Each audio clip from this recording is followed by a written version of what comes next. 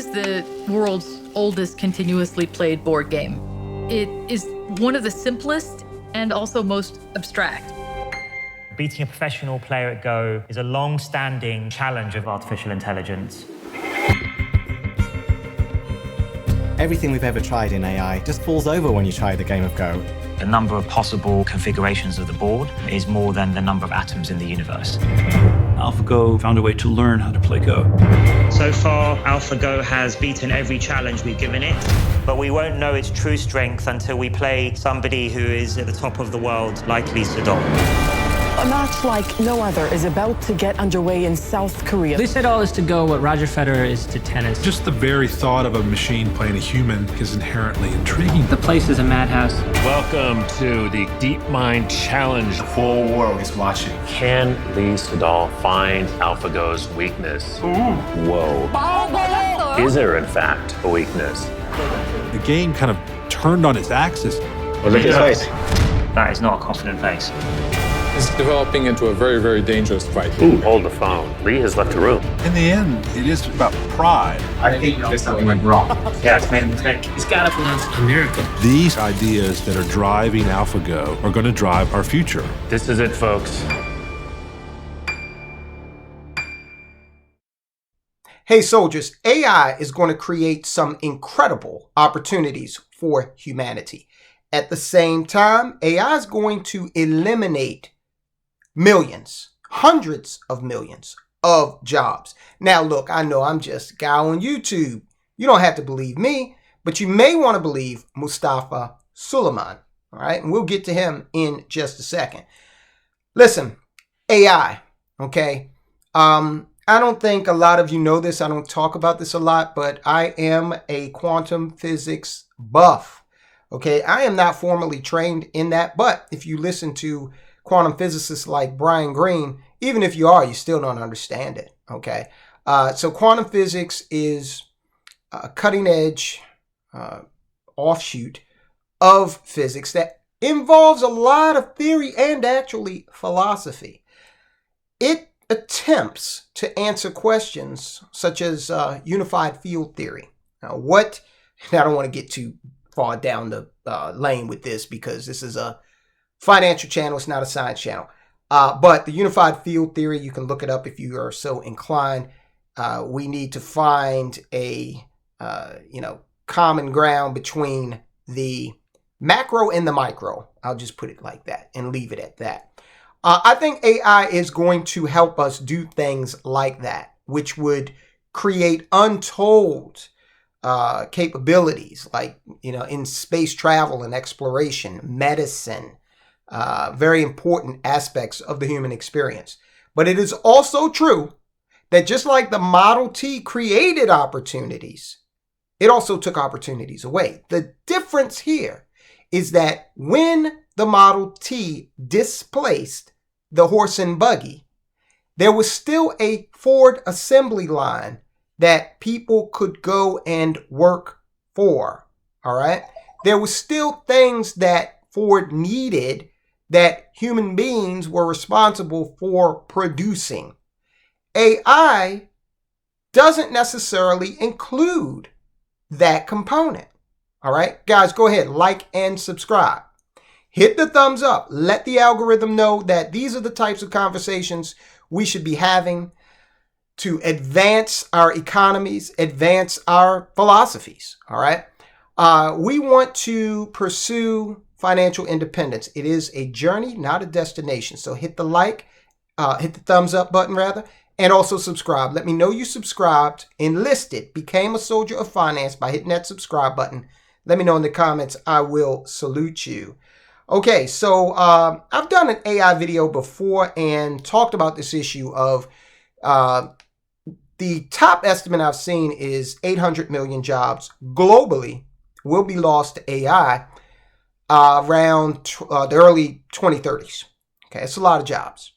And then we drill down into what we could see happen in Western Europe and America.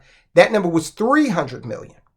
300 million people is close to the population of the United States of America, okay?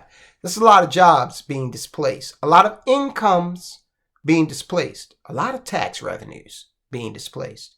So we have to examine this, and we have to, again, understand that AI will do things that, first of all, AI as the ones that they have out now, Google's specifically, can process 10,000 times faster than the human brain. All right.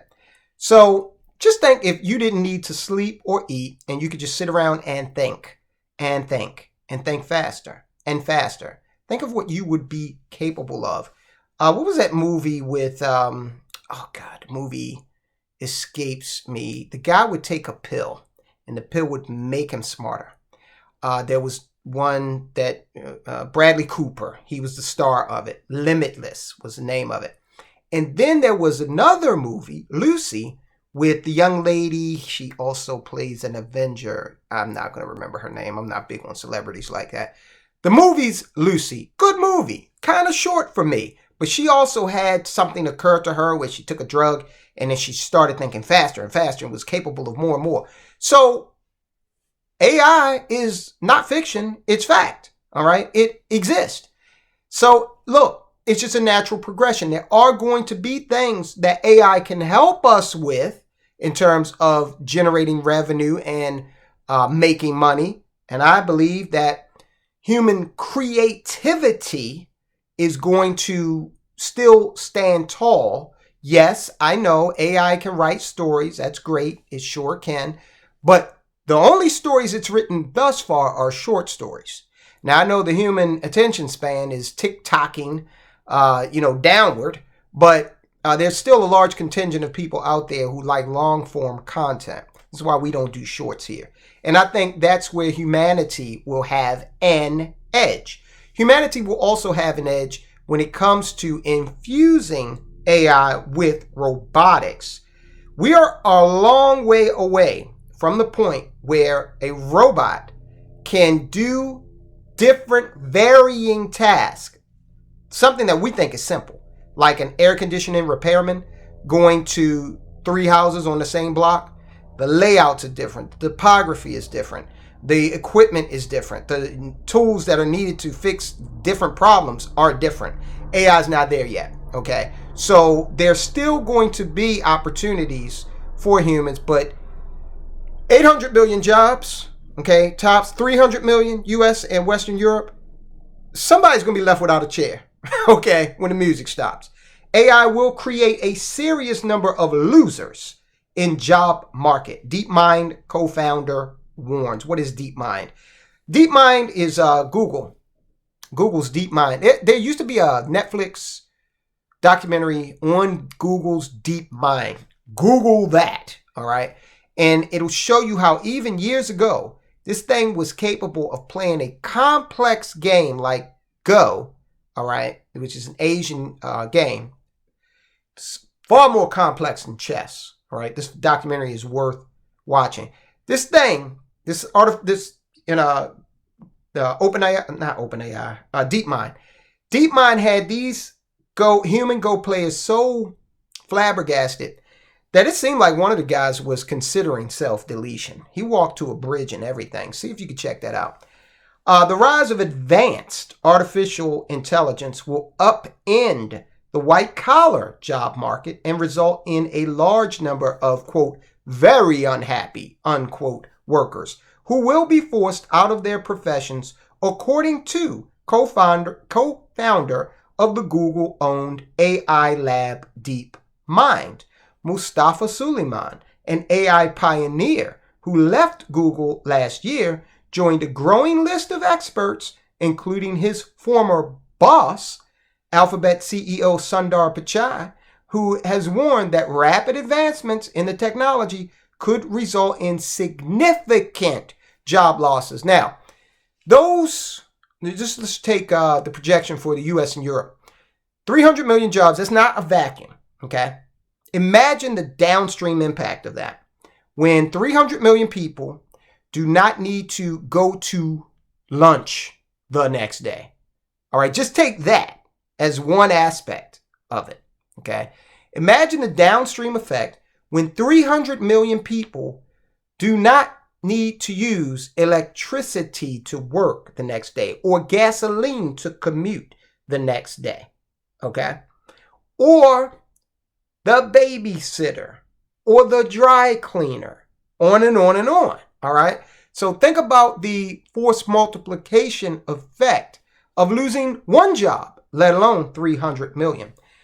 Unquestionably, many of the tasks in white-collar land will look very different in the next 5 to 10 years, Suleyman said during an event at GIC's Bridge Forum in San Francisco on Tuesday. This according to the Financial Times.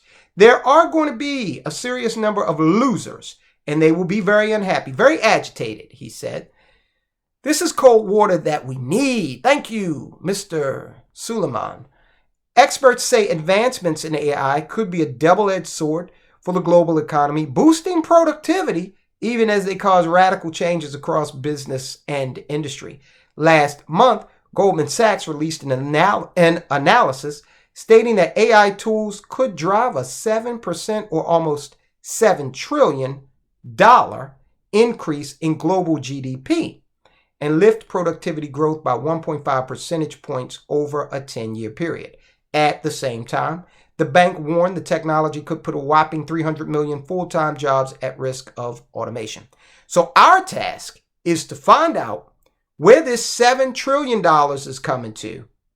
7% increase in global GDP. Find out where the hell that's coming from and figure out how we can get into that stream of income. We're going to do a separate video on that. I just need the naysayers to understand on this video that Mustafa Suleyman, who has actually developed AI, who's in the mix, is pretty much in agreement with what I've said. Okay. At the same time, so the bank warned that 300 million full-time jobs are at risk. Right. Europe and the United States. Suleyman asserted that the U.S. and other governments will need to consider ways to support workers who lose their gigs due to AI. So the government's going to get bigger. What kind of technology is out there on the horizon in terms of getting money to people? CBDCs. Now, you combine that. Right now, if you get a check from the government, you can go spend it on whatever the hell you want, okay? In most cases. PPP loans were different. You had to actually spend that on legitimate business interest. But if you get some kind of welfare check, there are no restrictions on it. There's this thing that says people who receive food stamps should not be able to spend their money on steak. Those go around. That type of proposal goes around every so often. It's baloney, okay? First of all, steak is beef. It's a food, all right? Now, you would have to be crazy to go out here and spend a limited amount of money on a T-bone when you could maybe buy some ground beef instead and have more of it, right? Since you are in a financially restrictive position.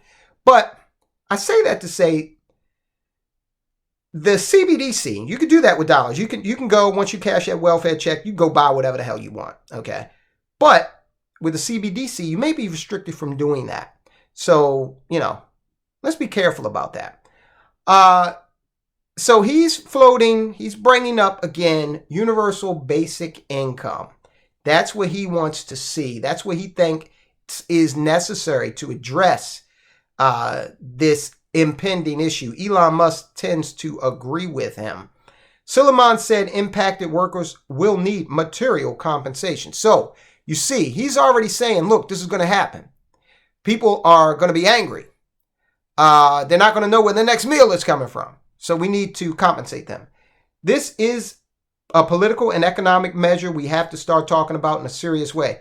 And we got to start talking about something, because if 300 million people are going to be out of work, just out of work, I don't see how your economy persists in the way that it does today. Guys, comment. Let me know. How do you see it breaking down? I'm a Star Trek fan. Okay, big time Trekkie. In that universe, there's something called the replicator. All you have to do is walk up to a replicator and say, T, Earl Grey, hot, and bam, you get it, just like that. But that doesn't exist. See, Star Trek is a post-scarcity world. That's why, as Captain Kirk said in one of the movies, Star Trek 3, I believe it was, Search for Spock, we don't need money. No, it was the fourth one, the one with the whales. We don't need money in the 23rd century. They're post-scarcity. We don't have a replicator. We're not. All right, since leaving Google, Suleyman has launched his own chatbot initiative called Inflection AI. Suleyman's warning came weeks after Pichai told CBS's 60 Minutes that society needs to brace for major changes caused by AI in the coming years. So it sounds like, okay, we've got about 5 to 10 years before this happens. So whatever the hell you're going to do, you better do it now and start making some money. Aside from potential job losses, AI is likely to be exploited by bad actors for various nefarious purposes. It's according to Jeffrey Hinton, who was one of the scientists working on Google's AI projects. So that's where we're at, guys. AI. I told you I was going to be covering it because it has the potential to be one of the biggest issues, most revolutionary things to come down the pike since the computer, the internet, the industrial revolution, assembly line, the wheel. Okay, it's along those lines, I believe, especially if you're going to be affecting the job market and the economy to the magnitude that we've seen with this 300 million number. All right, so there you have it. We'll continue to cover this. We're going to get into that Goldman Sachs report and look into that and figure out what we need to be focusing on, those things that will add to that 7% increase in global GDP. All right, I want you to take a look at this. Speaking of the global economy, the central banks are saying, you know what, we want more than US dollars right now. We don't really want the treasuries. We're going to buy gold. Why are they doing that? There is an evolution going on in this country, in this world, an economic evolution. If you do not adapt and evolve, somebody told me the other day, adaptation is, somebody in the comments, adaptation is capitulation. Right. And the dinosaurs didn't capitulate. Where are they now? Okay. So I don't know why he tried to paint adaptation as a dirty word. But if you don't adapt, you will become a financial dinosaur. I don't want to see that happen. Watch this video. And guys, I will talk to you soon.